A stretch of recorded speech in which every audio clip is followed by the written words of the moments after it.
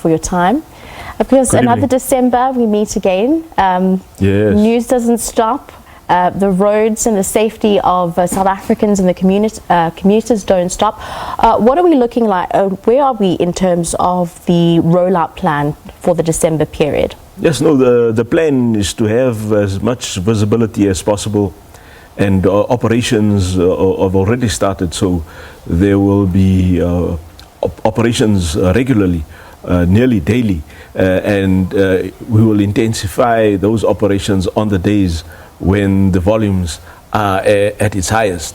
Right now, there is a steady increase, not high yet, but we can see an increase leaving the Joburg area on the N1 going towards Limpopo.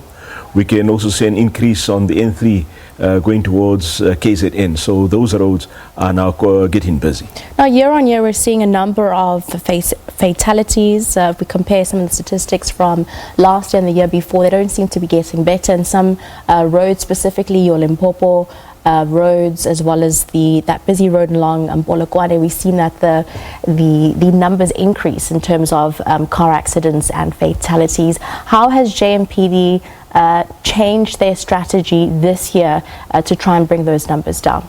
Yes, this year we want to rely a lot on technology. We're using a number plate recognition system whereby it's placed on the side of the road at the roadside check or roadblocks.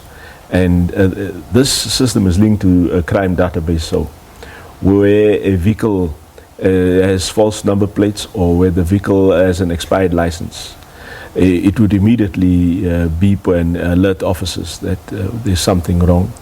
And then we're also using the EBAT, that's the evidential breath alcohol test apparatus that gives a printout of a drunken driver without the need for a blood sample. So the processing of the drunken driving case is a lot quicker, and we can get the person in court a lot faster. So that is just some of the features that we're using this year to improve our capability. What are the main concerns?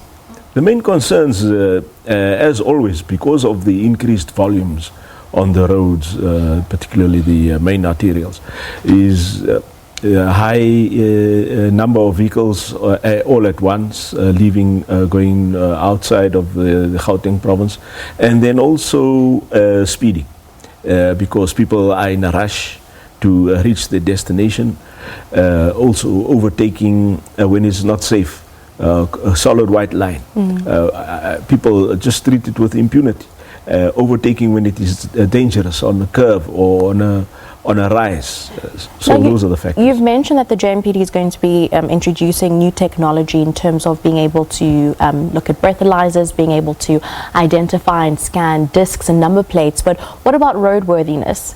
What about fake certificates of roadworthy vehicles? How are you dealing with that?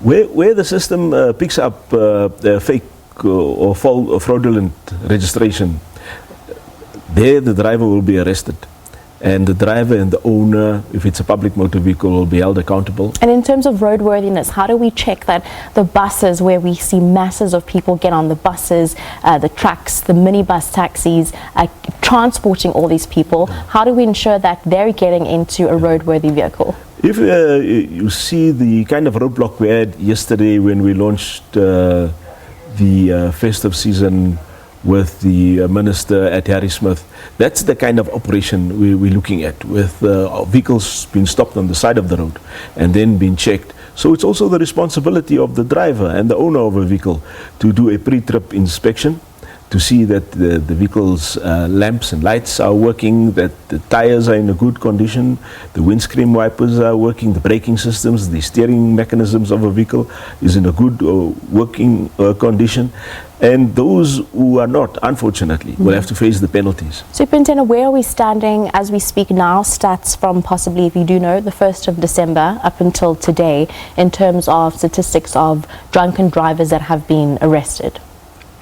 Unfortunately, it's quite high. Since the 2nd of December, when we launched the operation in Johannesburg, we've arrested 86 till today. So in 2 weeks, 86 drunken drivers arrested. It's a lot. It's almost 3 drivers a day. Yes, yeah. Driving after having consumed alcohol. So we really want to get the message out that if you're going to be drinking, don't drive. Take a cab, make alternative arrangements, because there will be roadblocks and there will be operations throughout the festive season. We thank you very much for your time this evening. JMPD spokesperson, Senior Superintendent Mr. Wayne Minnaar.